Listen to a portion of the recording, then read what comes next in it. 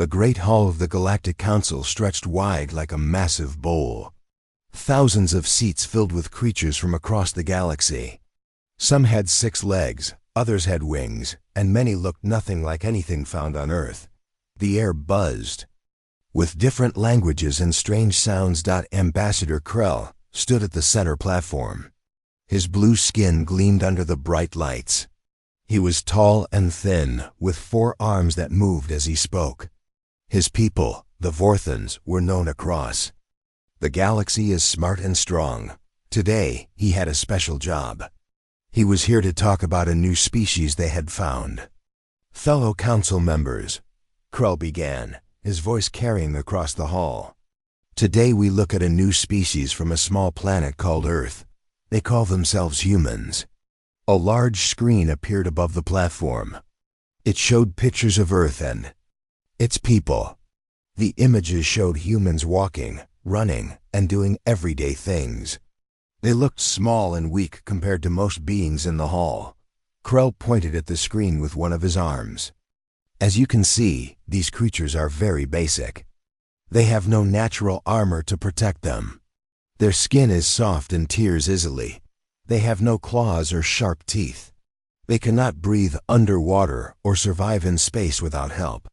A sound like clicking filled the air. It came from the Hive Queen Nara.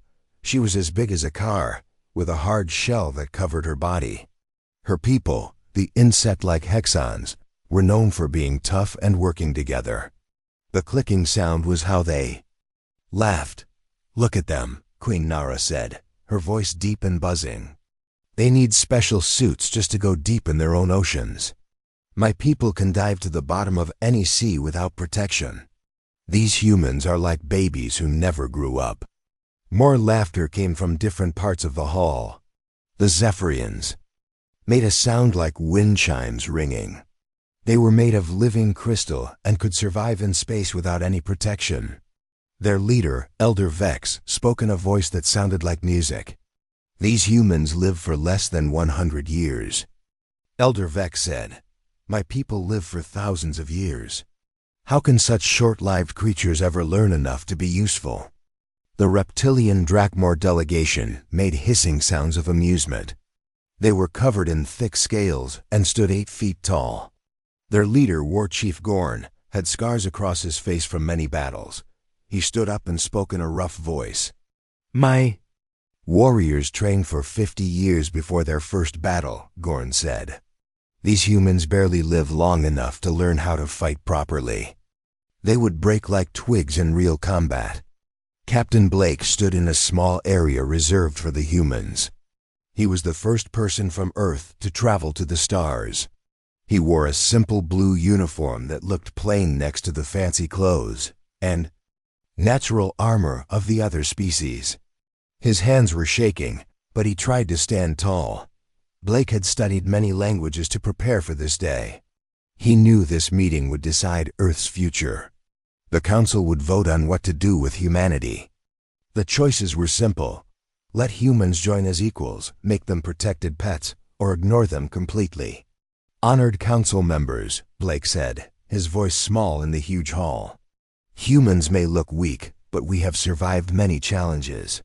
We have built cities, explored our world, and reached for the stars." More clicking and hissing filled the hall. Krell raised his hand for quiet. "Yes, they have done some interesting things," Krell said. "But look at their technology. They still use fire to power their ships. They need thick metal walls to protect them from space. Most species learned to live in space naturally or built better protection thousands of years ago." The screen showed human spaceships and space stations, next to images of sleek alien ships that seemed to be made of light or crystal. The human technology looked like old junk. Queen Nara clicked her mandibles together.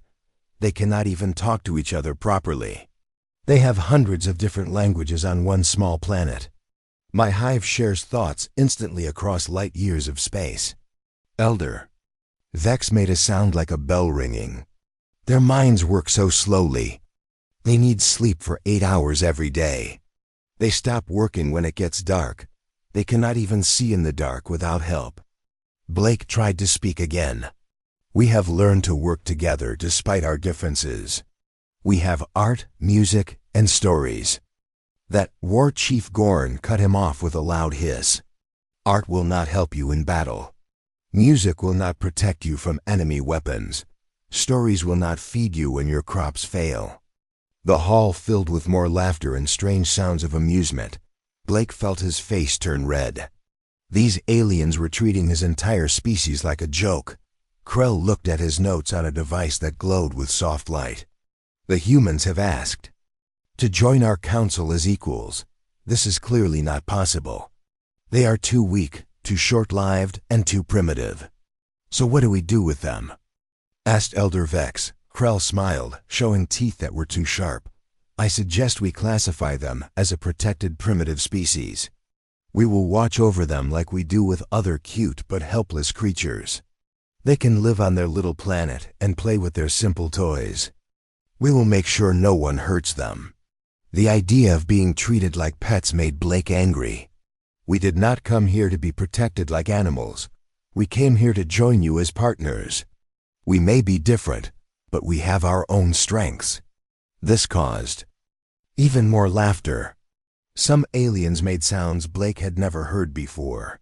It was clear they thought the idea of humans having any real strengths was very funny. Queen Nara spoke up. What strengths could you possibly have? You cannot survive in most environments. You need special air to breathe. You need special food to eat. You need special temperatures to live.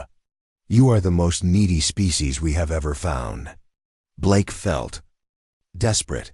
Give us a chance to prove ourselves. Let your scientists study us properly. Do not judge us just by how we look. Krell talked quietly with other council leaders. After a few minutes, he spoke to the hall.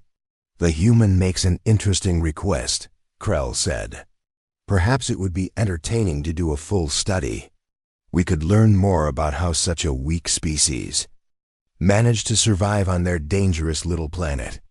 War Chief Gorn hissed with amusement. Yes, it might be fun to watch. Like studying how small insects avoid being stepped on. Elder Vex rang like a bell. I agree. It could be educational. We rarely get to study such a fragile species that still manages to build technology. Blake felt a small bit of hope. It was not the respect he had wanted, but it was a chance. Very well, Krell announced. We will send research teams to Earth. They will study the humans and their world. In 1 Earth year, we will meet again to decide their final classification. The council members made sounds of agreement and amusement. To them, this was just entertainment. They expected the study to confirm what they already believed. Humans were weak, helpless creatures who needed protection. Blake bowed to the council. Thank you for this opportunity. I believe you will be surprised by what you learn about humanity. More. Laughter filled the hall as the meeting ended. Blake walked away knowing that Earth's future hung in the balance. The aliens saw humans as a joke, but Blake hoped their scientists would discover something that would change their minds. He did not know that their discovery would be far more shocking than anyone could imagine. 3 weeks after the council meeting, a large alien ship appeared in Earth's orbit. The ship was beautiful and strange, made of materials that seemed to shine with their own light. It was 10 times bigger than the largest human space station. Dr. Even looked out at the blue and green planet below. He was a Vorthan like Ambassador Krell, but younger and more interested in science than politics. His forearms moved quickly as he prepared his equipment. He had done this kind of work many times before on many different worlds. Another routine study, Dr. Even said to his team. We will catalog the species, test their abilities, and confirm what the council already knows. These humans are weak and primitive. His team included scientists from different species.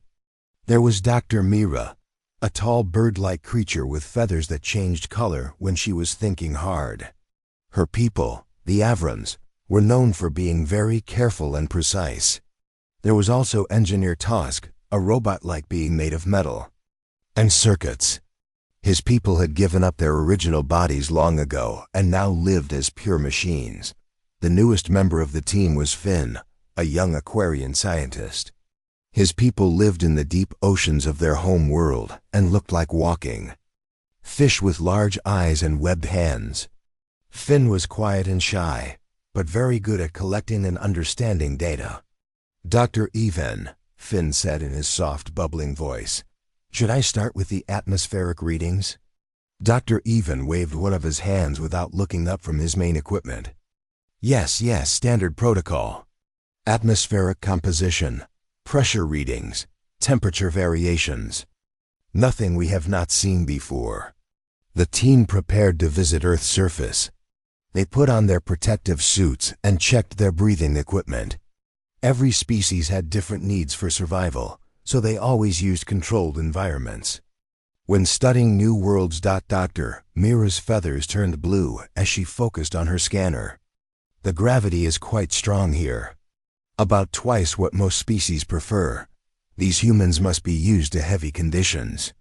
Engineer Tosk made clicking sounds as his mechanical parts processed information. "Their technology is very basic. Chemical. Rockets, metal constructions, simple electronics. I have seen more advanced tools in species that just discovered fire." Dr. Even nodded, as expected. "Let us begin the biological testing."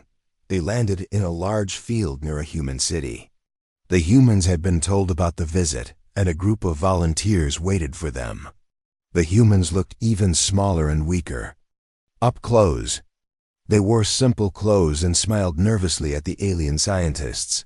The first volunteer was a man named Tom. He was about average size for a human, with brown hair and kind eyes. He looked very ordinary, which was exactly what the aliens expected. "Please step into the testing chamber," Dr. Mira said through her translator device. Her voice came out as human words, but with a strange musical quality. The testing chamber was a clear box filled with safe, controlled air that most galactic species could breathe.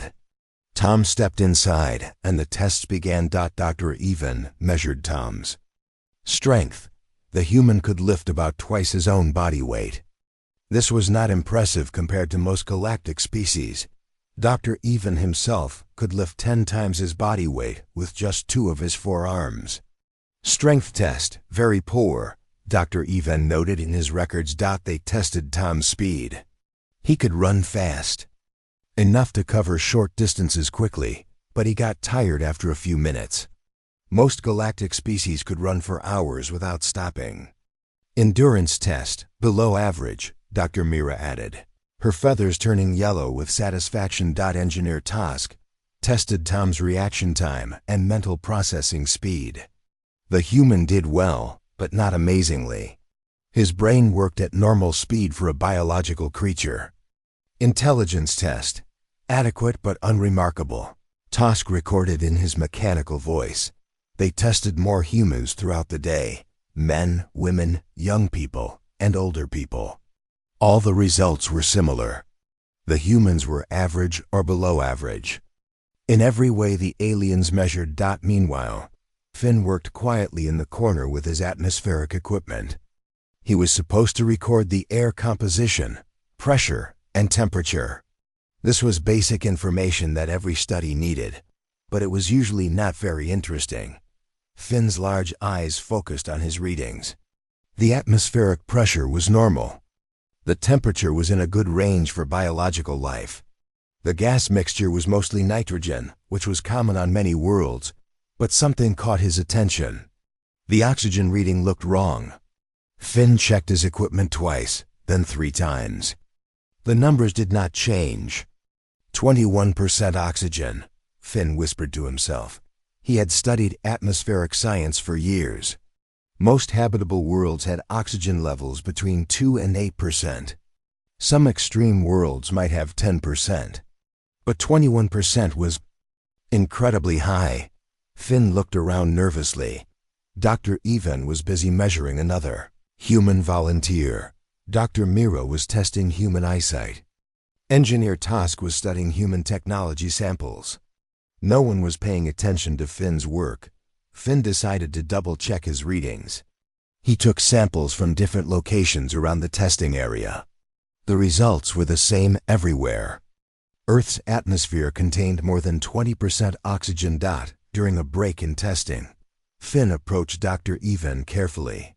"Doctor," Finn said in his quiet voice, "I think there might be an error in my equipment." Dr. Evan looked annoyed. "What kind of error?" "We calibrated everything before we left the ship. The oxygen readings are very high, sir. Much higher than normal." Dr. Evan glanced at Finn's datapad. 21%? That is clearly wrong. No species could survive in such conditions. "Recalibrate your equipment and try again." Finn nodded and went back to his work. But when he recalibrated and tested again, the readings were the same. He even borrowed backup equipment from the ship and tested with that. The results never changed out as the day continued. Finn noticed other strange things. The humans seemed completely comfortable in their natural environment. They breathed normally and moved easily. They did not show any signs of stress or discomfort. But when the humans entered the aliens-controlled testing environment, they seemed to perform differently. In the safe, controlled air that the aliens provided, the humans seemed a little slower, a little weaker. Finn thought this was odd, but he was too shy to mention it to the senior scientists. Dr. Evan finished testing the last human volunteer. As expected, he announced to his team, "These humans are weak and unremarkable. They have no special abilities. They are not particularly strong, fast, or intelligent." Dr. Mira's feathers turned green with agreement. "They seem very fragile. Their skin damages easily. They cannot see well in dim light. They need regular food and water to function." Engineer Tosk added his observations. "Their technology shows no understanding of advanced physics. They still use combustion for energy. Their computers are primitive. Their space travel is barely functional." Finn wanted to share his atmospheric readings, but the senior scientists seemed so confident in their conclusions. Maybe his readings really were wrong. Maybe his equipment was broken in some way he could not understand. That evening, back on the ship, the team prepared their initial report for the Galactic Council. Dr. Evan dictated his findings. Species designation: human. Physical capabilities: below galactic average in all categories. Technology level: primitive. Threat assessment: none. Recommendation: confirm protected primitive species status. Finn sat at his workstation, staring at his atmospheric data. The numbers had not changed. Earth's atmosphere really did contain 21% oxygen. But what did it mean? And why did no one else seem to think it was important? He decided to spend the next day doing more detailed atmospheric analysis. Maybe if he could understand why the oxygen levels were so high, it would help explain something about the humans. Finn did not know that his atmospheric readings would soon change everything the galaxy thought about humanity. The next morning, Finn arrived early at his workstation. His large eyes were red from staying up most of the night, thinking about the atmospheric readings.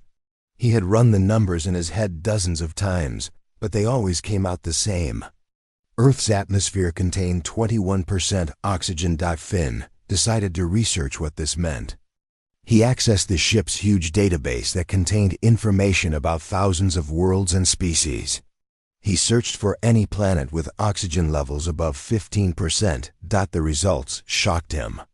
There were only 3 planets in the entire galactic database with oxygen levels that high. All 3 were classified as extreme hazard worlds where no known species could survive. They were marked with red warning symbols that meant Death Zone, do not approach. Finn's webbed hands trembled as he read the warnings.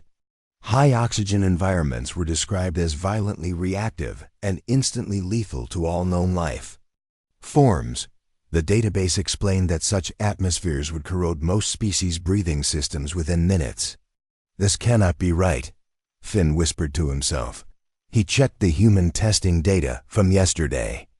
The humans had breathed Earth's natural air for hours without any protection. They showed no signs of poisoning or damage. In fact, they seemed perfectly healthy and normal. Finn pulled up more research files. He learned that high oxygen environments could cause something called oxygen toxicity in most species. The gas would react with their body chemistry and destroy their cells from the inside. Even species that used oxygen for breathing could only handle very small amounts. The more Finn read, the more confused and frightened he became. According to galactic science, humans should be dead.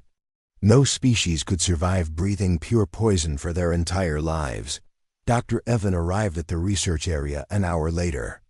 He looked happy and confident as he reviewed yesterday's test results. "Excellent work, team," Dr. Evan said.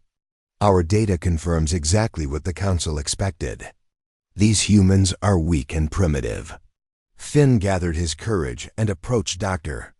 Evan's workstation. His legs felt shaky as he walked across the room. "Dr. Evan, sir," Finn said quietly, "I need to show you something important." Dr. Evan did not look up from his own work. "What is it, Finn?" "I am busy preparing our report for the Council." Finn held out his datapad with shaking hands. "The atmospheric readings, sir. I have checked them many times. I think there might be a serious problem." Dr. Evan sighed and took the datapad. He glanced at the numbers quickly, then looked again more carefully. His forearms stopped moving, and his blue skin turned pale. 21% oxygen, Dr. Evan read aloud. "This must be an equipment malfunction." "I checked with 3 different machines, sir," Finn said. "I also took samples from 12 different locations. The readings are always the same." Dr. Evan stood up quickly, his chair sliding backward. "Show me your equipment. Show me everything." Finn led Dr. Evan to his atmospheric analysis station. He demonstrated each piece of equipment and showed all his data files. Dr. Evan watched carefully, checking every step of the process. "Run the test again," Dr. Evan ordered. "Right now. I want to see it myself." Finn collected a fresh air sample from outside the ship. He ran it through the analysis machine while Dr. Evan watched. The results appeared on the screen. 21% oxygen. Dr. Evan's face went even paler. He grabbed the sample container and ran it through his own equipment. The results were identical. "This is impossible," Dr. Evan muttered. "No species can survive in such an environment." "But the humans do survive, sir," Finn said. "They have been breathing this air for their entire evolution, millions of years." Dr. Evan stared at the data for several minutes. His scientific training told him the numbers were accurate, but his understanding of biology said they were impossible. "Call Dr. Muira and Engineer Tosk," Dr. Evan said finally. "We need to verify this immediately."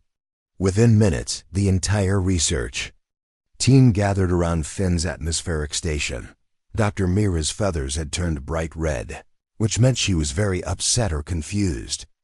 Engineer Tosk's mechanical parts made worried clicking sounds. "Show them," Dr. Evan ordered. Finn ran the atmospheric analysis again. The other scientists watched the numbers appear on the screen. Dr. Mira made a sound like a bird being strangled. Engineer Tosk's lights blinked rapidly. 21% oxygen, Dr. Mira said in a voice full of fear. "But that would kill my people in less than an hour. Our lungs would burn from the inside." Engineer Tosk processed the information quickly. "My mechanical systems would corrode and fail in such an environment. The reactive gases would destroy my circuits." Dr. Evan looked at his team. "We need to test this theory. We need to know what this atmosphere would do to us." They set up a careful experiment. They created a small chamber filled with Earth's natural air. Then they placed samples of different materials inside to see what would happen. First, they tested a piece of Vorthan exoskeleton material. Within 30 minutes, the sample began to show signs of corrosion. The strong material that protected Dr. Evan's people started to break down and weaken. Next, they tested Aviran feather samples. Dr. Mira watched in horror as her people's natural protection began to decay. The beautiful feathers turned brittle and started to fall apart. Engineer Toss contributed metal samples from his people's technology. The advanced alloys that could survive in space began to show rust and damage. We have been conducting our tests in protective environments, Dr. Evan realized. Our ship, our testing chambers, our breathing equipment, everything has been filtering and controlling the atmosphere. The team looked at each other with growing understanding and fear. They had never actually been exposed to Earth's real environment. They had been studying humans while hiding inside their own safe bubble, Dr. Mira's. Feathers turned purple with shock. The humans have been breathing poison their entire lives. They have evolved to survive in conditions that would kill us. Finn pulled up the human test results from yesterday. Look at this data again, but think about what we know now. The team reviewed the strength tests, speed tests, and endurance measurements. But now they understood that those tests had been done in artificial conditions. The humans had been performing while breathing weak filtered air instead of their natural atmosphere. What would the results be if we tested them in their normal environment? Dr. Evan asked. Engineer Tosk ran calculations on his internal computer. If their bodies are adapted to high oxygen conditions, their performance in natural Earth atmosphere would be significantly higher. Dr. Evan felt sick. We need to rerun all our tests. We need to measure human capabilities in their actual environment. But there was a problem. None of the alien scientists could survive in Earth's natural atmosphere long enough to conduct proper tests. They would need to build special equipment that could operate in the dangerous conditions while keeping the researchers safe. Dr. Mira preened her feathers nervously. How did they evolve to survive in such a hostile environment? What kind of planet produces creatures that can breathe poison? Finn looked at more atmospheric data. Their entire planet is like this. Every breath they take contains enough reactive gas to power our starships. They drink water and eat food that has been exposed to this atmosphere their whole lives. The research team sat in stunned silence. They had come to Earth expecting to study a weak, primitive species. Instead, they had discovered creatures that casually survived in conditions that would kill most of the galaxy's most advanced civilizations. Dr. Evan realized they needed to inform the Galactic Council immediately. This discovery changed everything about humanity's classification. These were not weak creatures that needed protection. These were beings that had evolved in one of the most hostile environments any species had ever encountered. We need to conduct more research, Dr. Evan said. We need to understand exactly what we are dealing with. The team began planning new experiments and tests. They would need to study human biology more carefully. They would need to understand how human bodies could process such dangerous atmospheric conditions. None of them realized that their discovery would soon terrify the entire galaxy. Dr. Evan stood in front of the emergency communication screen. His 4 hands were shaking as he prepared to contact the Galactic Council. Behind him, his research team worked frantically to gather more data about their shocking discovery. Priority 1 emergency communication to Council headquarters, Dr. Evan said to the ship's computer. The screen lit up and showed Ambassador Creel's face. The Vorthan politician looked annoyed at being disturbed during his sleep cycle. Dr. Evan. This better be important, Krell said with irritation. I was reviewing tomorrow's trade agreements. Sir, we have discovered something about the humans that changes everything, Dr. Ven said. Earth's atmosphere contains 21% oxygen. Krell's expression did not change. So, get to the point. Sir, 21% oxygen would kill most galactic species within an hour. It is more reactive than rocket fuel. The humans breathe it like normal air. The screen went quiet for several seconds. Krell's blue skin slowly turned pale as he understood what Dr. Even was saying. "Verify your data and send it immediately," Krell ordered. "I am calling an emergency council session." The communication ended. Dr. Even turned to his team, who were all working with desperate energy. Engineer Tusk had been running simulations on his internal computers. "I have calculated the effects of Earth's atmosphere on different species. The results are disturbing." Tusk projected his findings onto the main screen. The data showed how long each galactic species could survive breathing Earth's air. Most would die in less than 30 minutes. Even the strongest species would not last more than a few hours. Dr. Mira had been studying human biology samples. Her feathers were bright orange, which meant she was extremely stressed. "Their blood carries the oxygen throughout their bodies," Dr. Mira announced. "Their circulatory system is designed to transport what we consider poison. Every cell in their body uses this reactive gas for energy."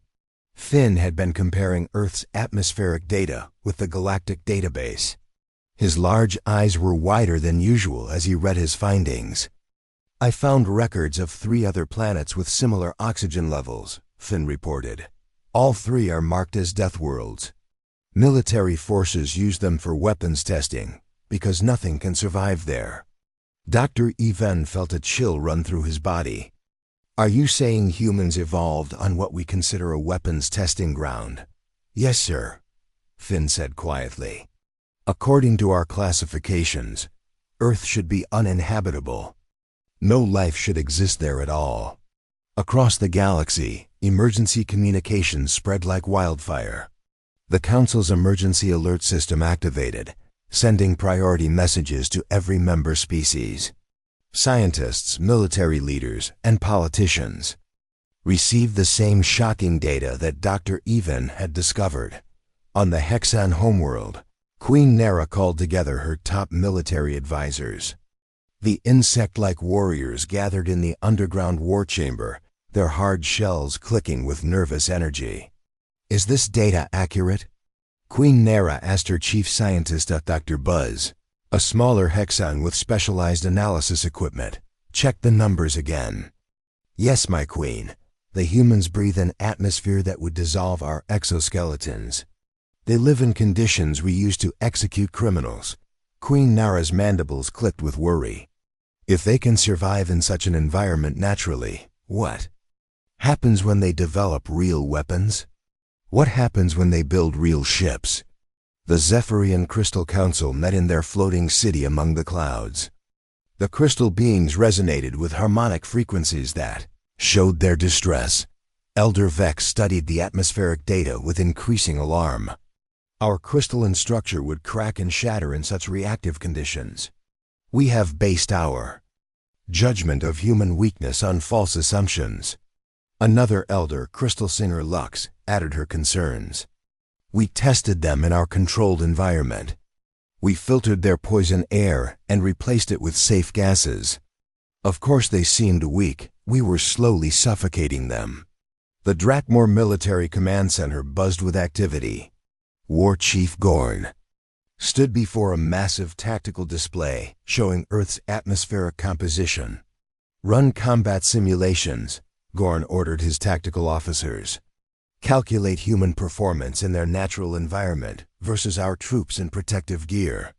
The results appeared on the screen within minutes.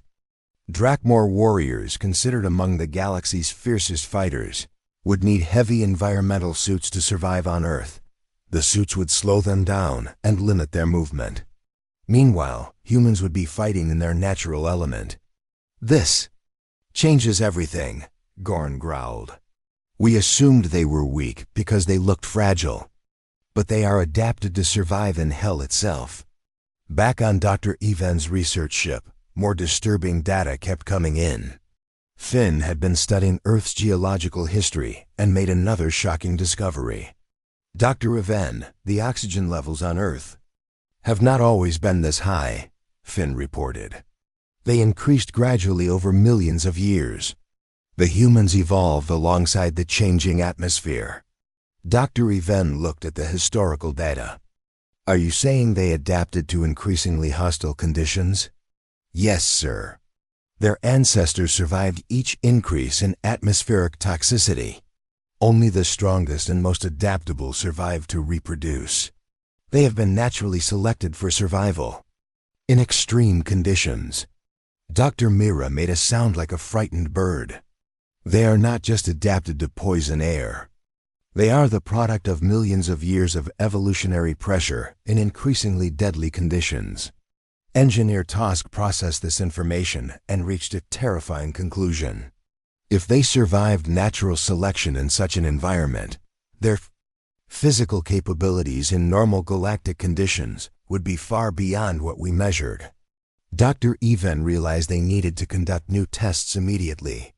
We need to measure human performance in Earth's natural atmosphere. But we cannot survive there long enough to run proper tests. The team worked frantically to design remote testing equipment. They built robotic systems that could operate in Earth's hostile atmosphere while transmitting data back to their ship. Meanwhile, emergency council sessions were being held across the galaxy. Military strategists were recalculating threat assessments. Diplomatic corps were reconsidering first contact protocols. Ambassador Krell found himself fielding panicked communications from dozens of species representatives. How did our initial assessment fail so completely? Demanded the Aquarian Council leader. Our standard protocols assume that species evolve in survivable conditions, Krell replied. We never considered that a species might thrive in what we consider a death trap. The Vorthan High Command sent encrypted messages demanding immediate military evaluation of human capabilities. Similar messages flooded in from every major galactic power. Dr. Even received new orders from multiple sources. The Council wanted comprehensive testing of human abilities in their natural environment. Military commands wanted combat capability assessments. Scientific institutions wanted detailed biological analysis. We cannot complete all these requests with our current resources, Dr. Even told his team. We need additional research vessels and specialized equipment. Within hours, the largest scientific fleet in galactic history was being assembled.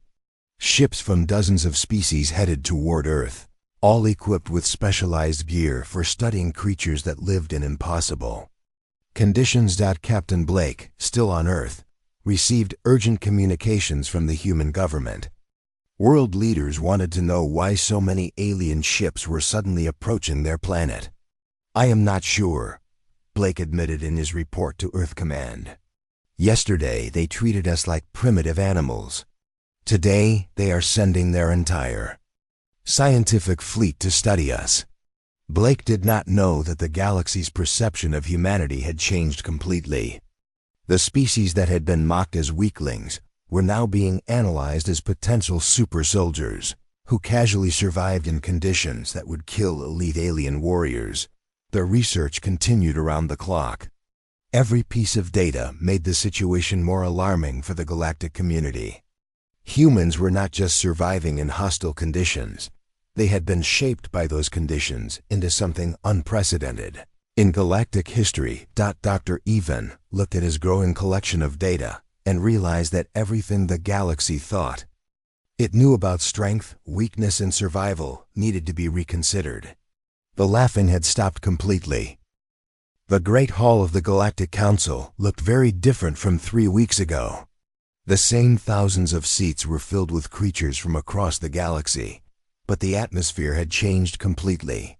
Where there had been laughter and mockery before, now there was tense silence and nervous energy. Ambassador Krell stood at the center platform again, but this time his forehands were steady and his voice was serious. Behind him, massive screens showed Dr. Even's complete research data. The numbers and graphs told a story that no one in the galaxy could ignore. Fellow council members, Krell began, we are here to reconsider our classification of the human species based on new scientific evidence. Captain Blake stood in the same small area reserved for humans, but now dozens of alien eyes watched him with very different expressions. Instead of amusement and dismissal, he saw caution, respect, and in some cases, FEA. Our Dr. Even took his place at the scientific presentation podium. His research team stood behind him, their equipment displaying the data that had shocked the galaxy. "Honorable Council," Dr. Even said, "our initial assessment of human capabilities was conducted under false assumptions. We tested humans in controlled, safe environments. We did not account for their natural atmospheric conditions. The main screen showed Earth's atmospheric composition. The bright red numbers showing 21% oxygen seemed to glow with danger. Earth's atmosphere contains oxygen levels that would be lethal to most galactic species," Dr. Even continued. "By our standards, humans have evolved in what we classify as an extreme hazard environment." Queen Nara shifted uncomfortably in her seat. Her hard exoskeleton clicked as she moved. "Dr. Even, are you saying that our testing methods were flawed?" "Yes, Your Majesty," Dr. Even replied. "We tested human performance while they breathed filtered, safe air. This significantly reduced their capabilities. It would be like testing Hixon strength while slowly poisoning them." Elder Vex resonated with a worried, harmonic tone. "Show us the corrected data." Dr. Even activated the new display. The screen showed human test results from their natural environment compared to the original controlled tests. The differences were startling. In their natural atmosphere, human strength increased by 40%, Dr. Even reported. Their speed increased by 35%. Their endurance more than doubled. War Chief Gorn leaned forward in his seat. "What about combat capabilities?" Engineer Tosk stepped forward to answer.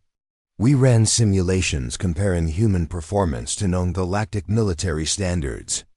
In their natural environment, humans would outperform most trained soldiers from other species."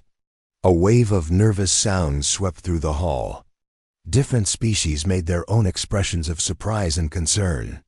The clicking, chirping, and harmonic tones created a symphony of worry. Dr. Mira presented the biological analysis. Her feathers had turned a cautious yellow color. "Human blood chemistry is designed to transport and utilize high concentrations of oxygen. Their entire cardiovascular system is essentially a high-efficiency engine that runs on what we consider poison." Finn, the young Aquarian scientist, showed his atmospheric research. "Humans have been naturally selected for survival in increasingly hostile conditions over millions of years. Their evolution has been driven by environmental pressures that would eliminate most species." The council chamber fell silent as the implications became clear. These were not weak creatures that needed protection. These were apex predators that had evolved in conditions resembling biological warfare. Ambassador Krell looked around the hall. "Given this new information, I formally withdraw the motion to classify humans as a protected primitive species." "Captain." Blake felt a surge of relief and vindication. "Thank you, Ambassador Krell. Humanity appreciates this reconsideration." Queen Nara spoke up first. "The Hexon Collective proposes immediate full membership for humanity in the Galactic Council." Elder Vex added his support. "The Zephyrian Crystal Council agrees. We also offer technology sharing agreements and cultural exchange programs."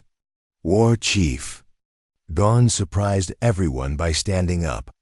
"The Drakmor Empire offers a mutual defense pact with humanity. Warriors who can survive in such conditions would be valuable allies." The votes came quickly. Species after species voiced their support for human membership. The final tally was unanimous. Humanity would join the Galactic Council as full members with all rights and privileges. Captain Blake addressed the assembly with new confidence. "Humanity is grateful for your acceptance. We look forward to peaceful cooperation and mutual benefit with all galactic civilizations." The Council approved the establishment of a human embassy on Nexus Prime, the neutral diplomatic world. The embassy would be built with Earth-normal atmospheric conditions, serving as a permanent reminder of humanity's unique nature. Dr. Even presented his final recommendations. We suggest establishing new protocols for evaluating species in their natural environments. Our standard methods may have misclassified other civilizations as well. The Council approved funding for expanded xenobiology research. Finn was promoted to Senior Atmospheric Specialist and given his own research team. His discovery had changed how the galaxy approached first contact with new species. Over the following days, diplomatic meetings filled Captain Blake's schedule. Species representatives who had ignored him before now competed for his attention. Trade agreements, defense treaties, and scientific partnerships were offered from dozens of civilizations. The Aquarian Council wanted to study human diving capabilities. If humans could breathe poison air, how deep could they swim in normal water? The Mechanical Collective was interested in human engineering that worked in corrosive environments. Their technology might benefit from human design principles. Even the proud Drakmor military requested human advisors for extreme environment training. They wanted to learn how humans had developed such natural toughness. Captain Blake established the first human diplomatic corps with representatives specializing in different aspects of galactic relations. Dr. Emma Davis became the head of scientific exchange.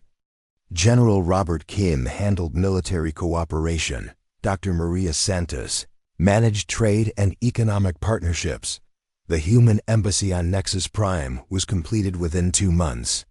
The building incorporated Earth-normal atmospheric systems throughout, allowing human diplomats to work comfortably. While hosting alien visitors in protected meeting rooms, the embassy became a popular destination for galactic tourists. Many species wanted to see the building where atmosphere breathers worked. Special viewing areas allowed aliens to safely observe humans in their natural element. Human ships began appearing regularly in galactic space routes. Other species noticed that human vessels required minimal life support systems compared to typical galactic standards. What had once seemed like primitive technology was now recognized as elegant efficiency. The first human colonies were established on worlds that other species considered too dangerous for settlement. High-oxygen worlds that had been written off as uninhabitable became thriving human settlements. Captain Blake often stood in his embassy office, breathing the Earth-normal air that had once marked humans as weaklings. Through his window, he could see alien ships maintaining respectful distances from human vessels. The crews understood they were sharing space with beings who casually lived in conditions that would kill them in minutes. The species that had laughed at human weakness now sought human partnership and respected human strength. The galaxy had learned that appearances could be deceiving, and that survival in hell could produce angels of war. Humanity had found its place among the stars, not by changing who they were, but by being exactly what they had always been, survivors who thrived where others could not even exist.